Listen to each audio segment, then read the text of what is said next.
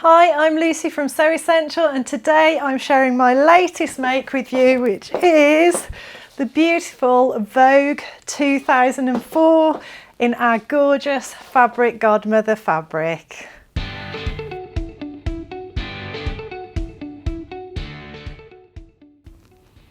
So today I am sharing my latest make with you, and I'm so excited about this one. I wore it on Christmas Day. I absolutely adore it. I adore the fabric, I adore the pattern. I'm so pleased with the end results. It is Vogue 2004. It's a beautiful dress pattern with a waistband, a gathered skirt that then has got a deep ruffle hem that's also gathered, so almost like a bit of a tiered effect going on, which I absolutely love. A lovely fitted bodice. It's got bust darts coming up from the waist. And I just found the fit to be really good on me, which is quite unusual really. Quite often these darts aren't in the right place for me, but I was really pleased about that. It's got buttons and loops down the front. I think it's given a little bit actually with wear, and I maybe need to move those buttons across a little bit because I can notice now I've got a little bit of a gap, whereas that was meeting perfectly before, but I've worn it a couple of times and I think I probably just need to move those across, but that's a lovely feature as well. And then it's got these gorgeous puff sleeves that are finished in a cuff. I chose to make this length. There are other versions of the pattern which I'll talk you through in a minute. At the back you've got darts again to give you shape on the bodice, and it's finished with an invisible zip. And then also at the top you've got a stand-up collar, and then gathers at the neckline, and there is also shoulder darts to give shape there as well. That creates a bit of shape on the shoulders, which I found worked really well as well. But all in all, I'm just absolutely delighted, and this Fabric Godmother fabric is to die for. I've wanted to stock these for ages and never got round to it, but I've ordered a few in just to get started. I'm currently making a dress in another version of this same base cloth because I just loved it so much. It's a viscose twill.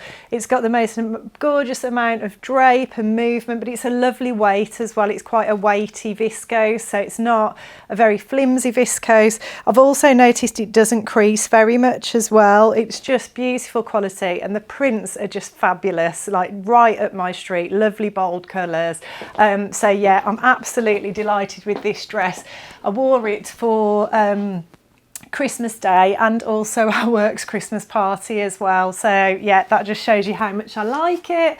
And the pattern is Vogue 2004, so I've taught you through the version I've made. There's also a version which has got a maxi length skirt, again with a single tier for the wide ruffle hem at the base of the skirt, at the bottom of the skirt. The maxi version's got a full length sleeve with a deeper cuff, and then it's got the same stand-up collar and other features as the version that I made. They do suggest as well that the button bands, the waistband, the sleeve cuffs, and above the where the tier joins the skirt, they do suggest using like some lace trim or something to highlight those areas on the pattern. And I wanted to do that, but I just didn't have the right lace trim, and actually I'm really happy with how it's turned out. I don't think it needed it, but yeah, you have got that option to do that as well if you want to. The pattern runs up to a size 26, which is a 48 bust, 41 waist and a 50 hip. I made a 12, which was a 34 bust, and then I graded to a 14 at the waist and the hips, which is 28 and 38. And actually, I think I would have been absolutely fine with a straight size 12, and possibly even might have taken a straight size 12 in. I ended up taking it in so much. And I don't know whether that's because it's meant to be a looser fit than what I decided to go with, but I did want it quite fitted, and it's really comfortable. Even though it is quite a fitted dress the way I've sewn it, because the waistline is quite high, it's just really comfortable. Everything really where you might feel discomfort or tightness in clothes is kind of in the looser, fuller skirt bit. That was what I found, although I did make a bit of an adaptation to this pattern, which I'll talk to you about as well. So yeah, but I think the sizing, I don't think it comes up particularly big. I think I would have been all right with a size 12. the fabric I've waxed lyrical about. I just absolutely love it, and I really want to stock more of these Fabric Godmother fabrics in the new year. So I'm looking forward to their spring range coming out. Yeah, you can find them all on our website, so do jump on and have a look and order them there. There's some really lovely ones. I've got 3 that I'm planning on working with already. So yeah, that was the pattern and the fabric. In terms of the adjustments, so as I said, I graded from a 12 to a 14 and then decided actually I didn't need the size 14 on the bottom half. And the way I took that in, I just took it all in down the centre back seam, which is finished with an invisible zip. So I basically tried it on, pinned it, and just kind of could see it was too big. So then I took it in down that centre back seam, but I did have a real mishap, and I like to tell you about these because I think sometimes you can watch things on YouTube and everything seems so perfect and so great, and the reality is even really experienced sewers have nightmare times, and this was one of them. So I sort of marked where I wanted my seams to be on the back after I'd taken the excess off. I think I marked where the seam line would be and then where the seam allowance would be, and then I thought, oh, I can just use my overlocker. I'm going to use my overlocker to trim the excess off and just finish those seam allowances. That'll just do the job nice and quickly for me. But unfortunately, as I was overlocking the excess off the seam allowance, I somehow got confused. It was just before Christmas. I was shattered. I was like really like running low on energy, and I was powering through trying to do this sewing, and I sort of misread the lines, and I ended up nearly cutting the actual seam line, so losing all of the seam allowance that I needed. Luckily I realised just as I started to do it, but it meant I had to take it in even more. Luckily that was okay because there was enough room there to do it, but I put some interfacing over it and I thought, oh, that'll fix it, and I'll make sure the zip's in the right place, and that where that slight cut is, that will be in the seam allowance anyway, and the zip will be on top of that. It'll all be fine. And I've put the zip in, sewed the zip, and then when I looked at it, you could just see at the back on the right side of the garment, you could see I hadn't caught it properly, I hadn't secured it properly.